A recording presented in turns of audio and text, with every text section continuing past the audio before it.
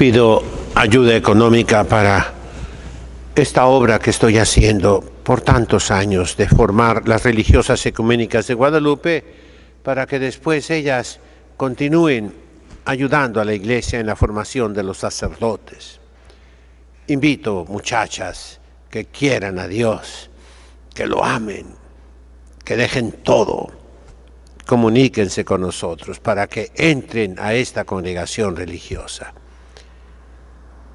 Pido disculpa a los fieles aquí presentes si muchas de mis pláticas son más para sacerdotes que para ustedes. Lo han notado a veces, ¿verdad? Que me voy a estratosféricas alturas por allá, pero si hacen un esfuercito, rete que lo pueden entender. Me han escrito muchos sacerdotes, especialmente sacerdotes jóvenes, muchos seminaristas de todo el mundo, en inglés también, y todos ellos buscan una guía. ¿Cuál es la impresión que aún las madres me lo han comunicado cuando ven a los sacerdotes el día de hoy? Como desamparados, como huérfanos. Y yo lo he dicho muchas veces, se notan desanimados, desalentados, sin ideal, sin entusiasmo, sin el celo por la salvación de las almas. Y entonces es mi obligación, antes de morirme, ¿verdad?, de apoyar a esos sacerdotes y futuros sacerdotes en la Iglesia. Ellos son el remedio. Todos podemos hacer mucho, los laicos, las religiosas, pero los que realmente van a hacer que la Iglesia se reconstruya son los sacerdotes, porque tienen el poder de Cristo. Y no me refiero a la autoridad, al mando, al poder en el sentido político, que pues tristemente lo han usado mal. No, me refiero al poder sacramental, el poder dar al pueblo los santos sacramentos, bautizar, confirmar, confesar, dar la Sagrada Comunión, celebrar con amor la Santísima Eucaristía, la Santa Misa, asistir a los enfermos con el sacramento de la unción y asistir a los santos matrimonios. Mis hermanos, es el sacerdote la finalidad por la cual fundé a estas religiosas. Es el sacerdote el centro del cuidado de todos nosotros. Por los sacerdotes nos debemos sacrificar, por ellos debemos ayunar, hacer abstinencia. Por los sacerdotes son nuestras oraciones, nuestra adoración, etc. Hoy me dirijo a los cardenales, arzobispos, obispos, sacerdotes, a las conferencias episcopales. Estamos viendo en estos días pues el cumplimiento de lo que dijo la Santísima Virgen María en sus diferentes apariciones últimas, apariciones auténticas, aprobadas por la Iglesia. Qué triste ver cardenales contra cardenales, obispos contra obispos, conferencias episcopales contra conferencias episcopales, y por no hablar de sacerdotes contra sacerdotes. Hay unas guerras dogmáticas, guerras morales en el campo de la teología moral, guerras litúrgicas. Hasta hay una revista que se llama Paz Litúrgica en Francia, en París, Paix Liturgique. Vino a verme uno de sus reporteros hace unos meses. Quiero hablarles hoy de cómo la revelación divina, nos dice la teología, la revelación divina llega a nosotros por dos canales. Uno es la Sagrada Escritura. Y la Sagrada Escritura, el Concilio Ecuménico Vaticano II nos la ofrece, citando a los sumos pontífices anteriores, sobre todo a Pío XII, con aquella encíclica Divino Afflante Spiritu, citando la obra de San Pío X, que fundó el Pontificio Instituto Bíblico, con un sacerdote jesuita muy culto y muy santo. ¿Cómo fundó el Papa Pío X el Instituto Bíblico Pontificio, donde yo estudié, con el cardenal Roberto Sara, que era el instituto superior de todas las universidades pontificias? Para entrar al Instituto Bíblico en aquel tiempo, ya debías de saber latín, griego, hebreo y arameo. ¡Ya! Debías de saber alemán, inglés, francés, italiano. ¡Ya! Antes de entrar. Tenías que tener la licenciatura pontificia en teología. ¡Ya! Antes de entrar en aquellos tiempos. Era un instituto superior. ¿Cómo lo fundó el Papa San Pío X? Con ese padre jesuita hicieron los planes de estudio, más o menos escogieron los profesores de la Compañía de Jesús y algunos otros que no eran de la Compañía de Jesús. Entre los mejores estudiosos de la Sagrada Escritura, pero también hombres piadosos, hombres de Dios, católicos todos. Lo hizo, ¿saben cómo? Haciendo novenas al Sagrado Corazón de Jesús.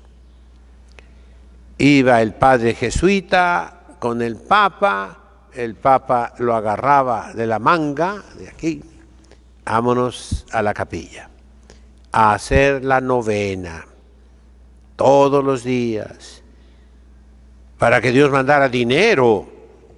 El Papa era pobre,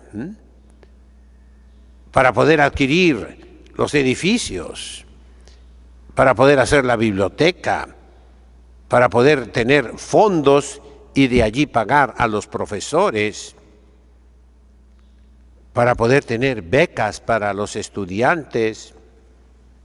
De la manga lo jalaba el Papa, de rodillas, pidiéndole al Sagrado Corazón de Jesús que se fundara el Pontificio Instituto Bíblico. Ese fue el Papa Santo, San Pío X, que elevó los estudios bíblicos. También los dominicos no quisieron quedarse atrás. Y en Jerusalén, en el convento de San Esteban, el protomártir, también ellos organizaron, sobre todo los franceses, pero un poquito de izquierda, Perdónenme los franceses, pero Francia fue la primogénita de la Iglesia después de la invasión de los bárbaros. Pero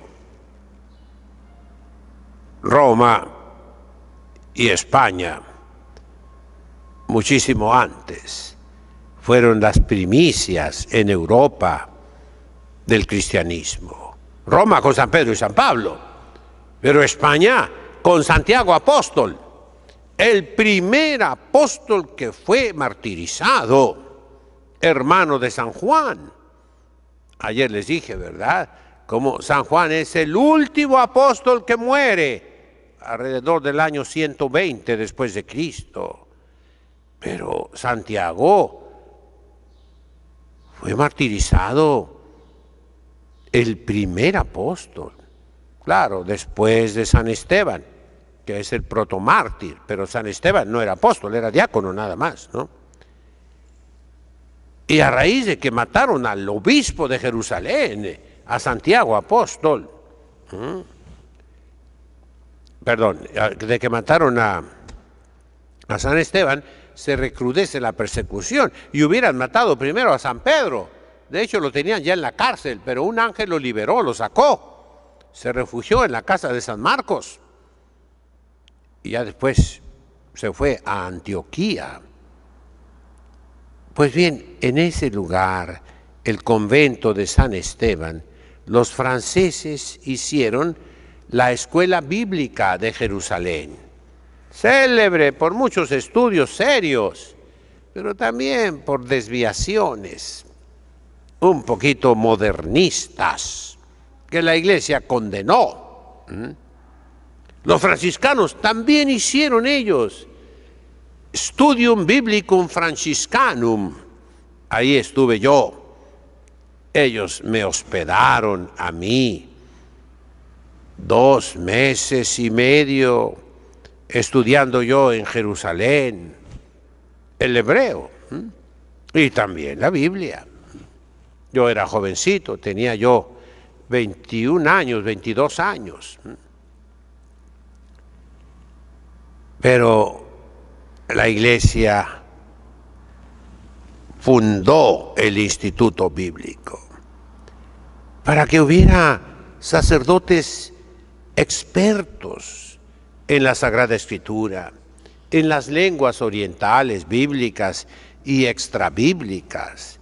Por ejemplo, ahí se estudiaba el asirio, el babilonés, el acádico, el fenicio, el ugarítico. Yo lo estudié con el cardenal Roberto Sara.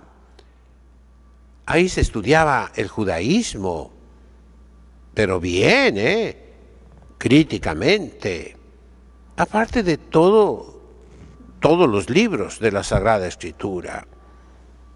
Era un instituto superior, que después se vino abajo. Ahora es como cualquier universidad romana. Y ya no hay. Yo recuerdo en mis tiempos, 1971, 72, ya no había alumnos. Yo fui el único alumno para el copto, el único alumno para el siriaco.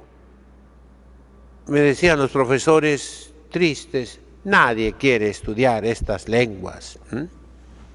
Y es cierto.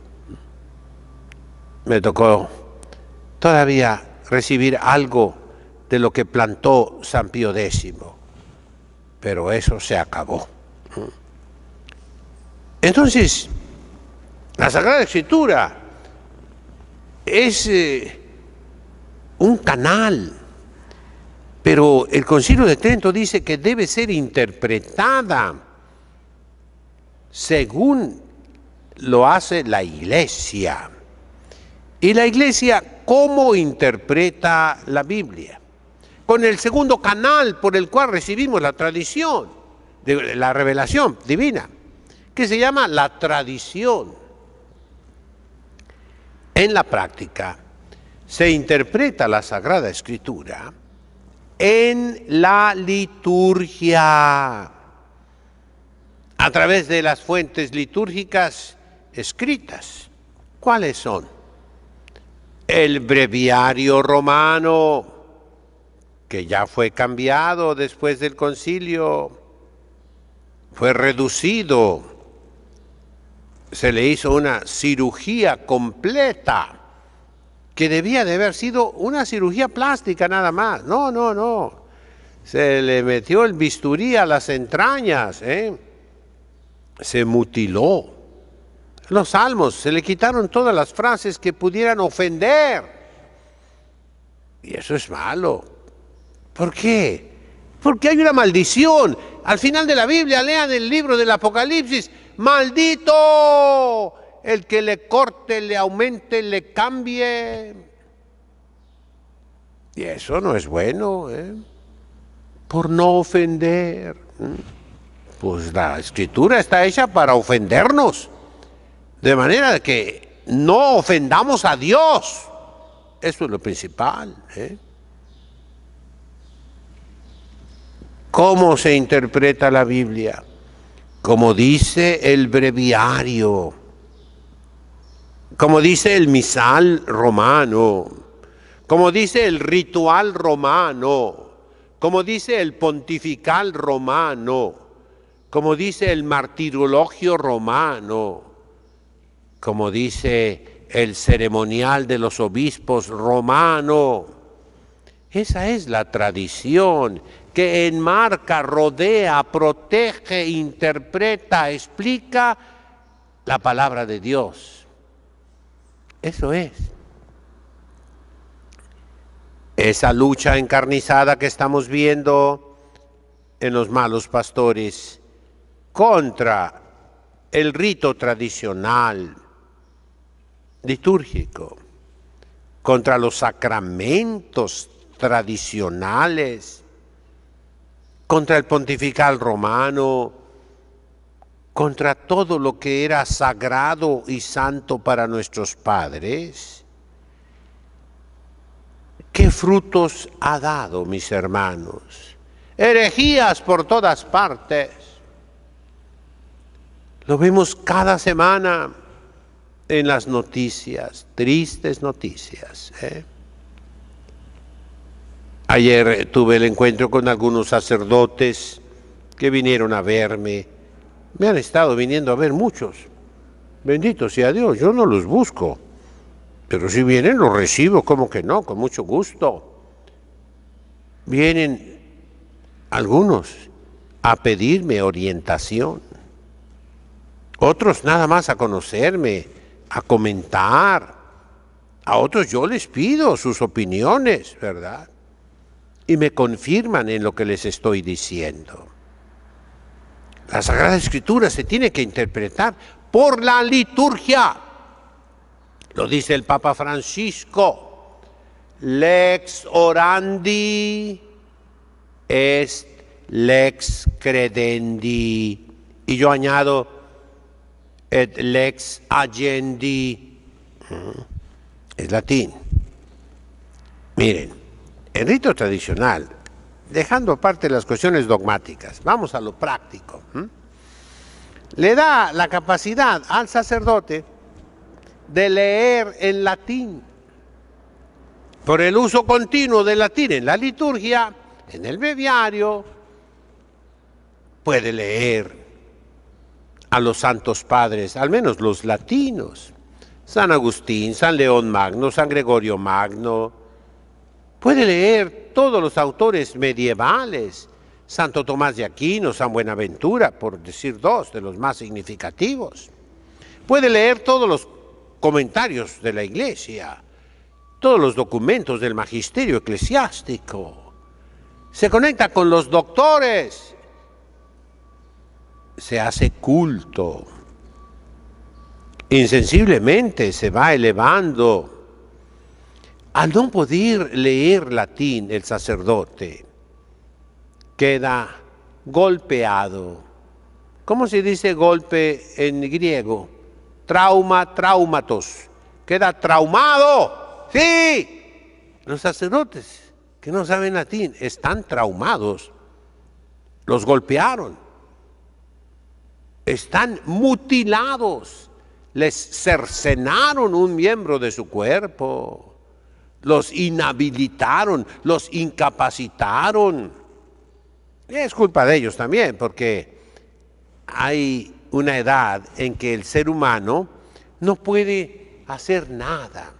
Es su mamá la que le da la leche, después se le da el biberón, se le sostiene porque el niño no puede todavía, pero poco a poquito el niño agarra el biberón y solito se lo come, se lo bebe, ¿verdad? Y ya puede agarrar la comida y ya la mamá descansa, ya puede el niño alimentarse. Después tiene que corretearlo para que no se robe las galletas, etcétera, ¿verdad? Pero Así también los sacerdotes. Está bien, al inicio le puedes echar tú la culpa a tus obispos, a tus superiores, al seminario, que no te enseñaron latín, pero ya creciste, tú solito puedes. Máxime en estos tiempos, ¿verdad?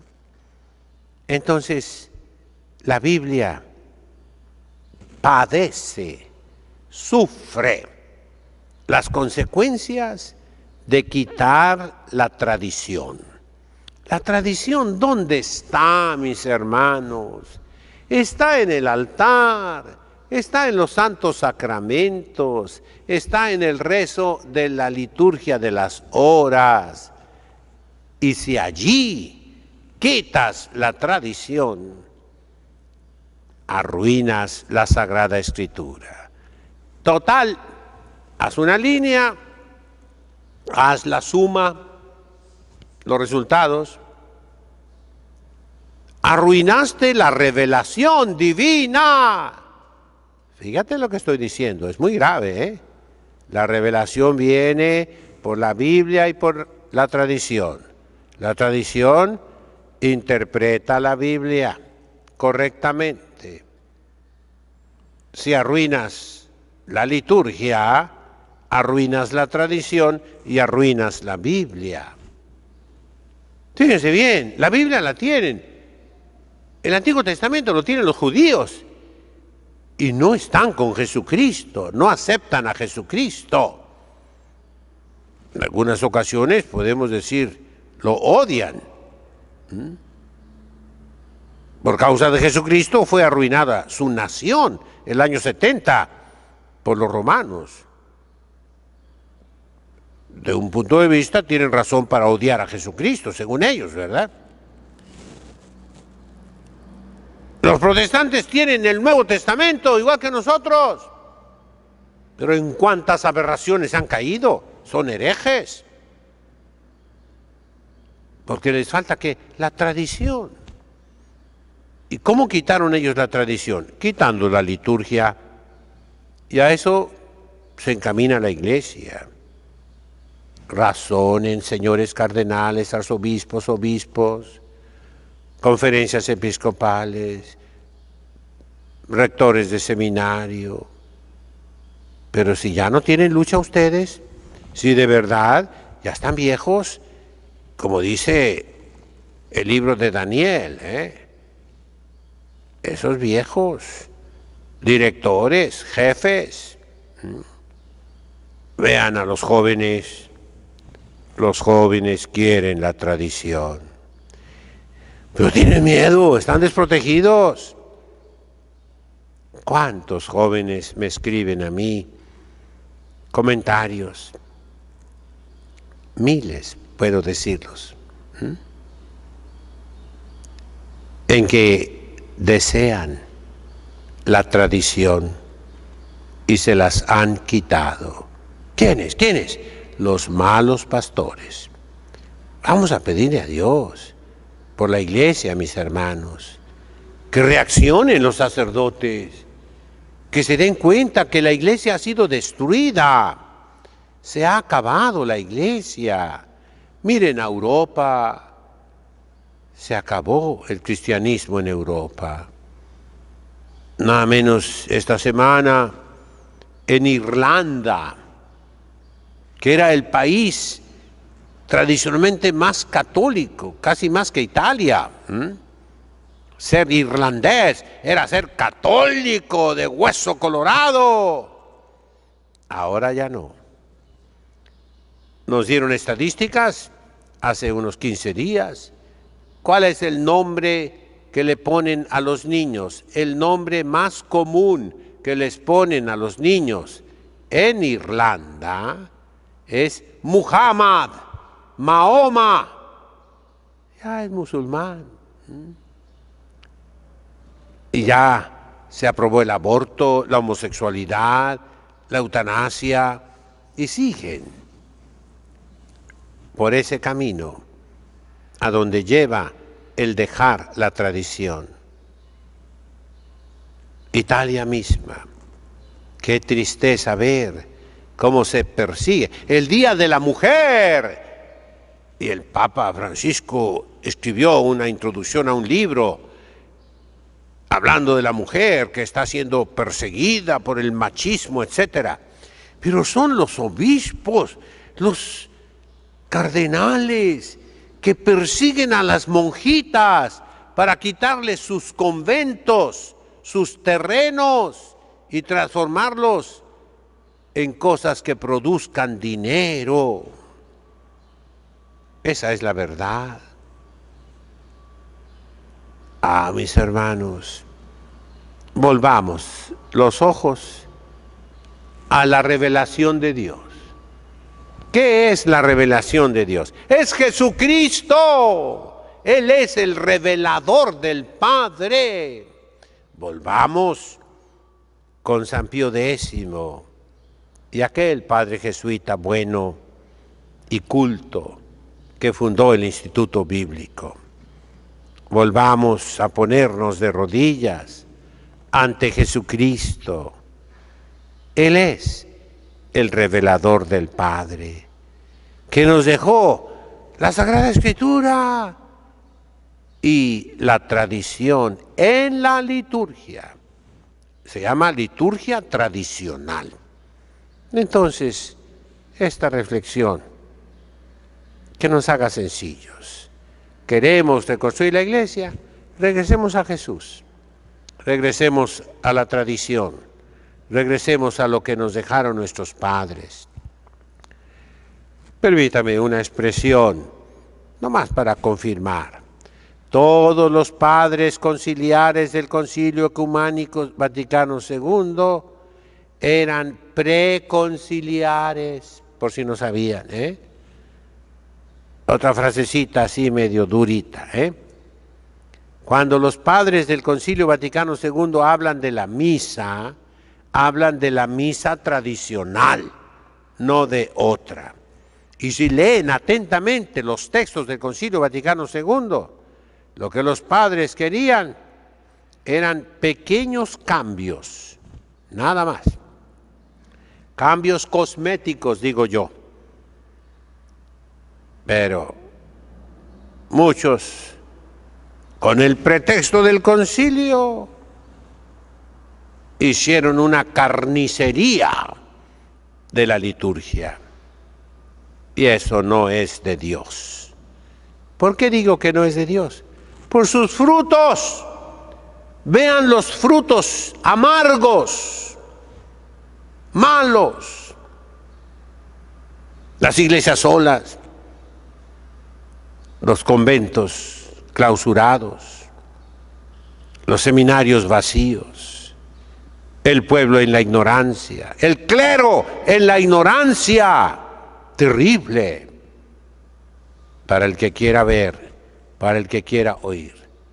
Los que no, sigan por su camino hasta que Dios les pida cuentas. En nombre del Padre, del Hijo, del Espíritu Santo. Amén.